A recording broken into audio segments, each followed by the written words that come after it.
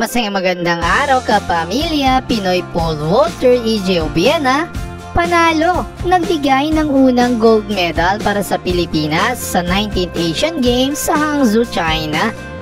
Good news kapamilya dahil sa wakas ay nakasungkit din ng isang gold medal ang Pilipinas mula sa ating world rank number 2 Pinoy pole vaulter EJ Obiena. Congratulations at mabuhay ka EJ Obiena!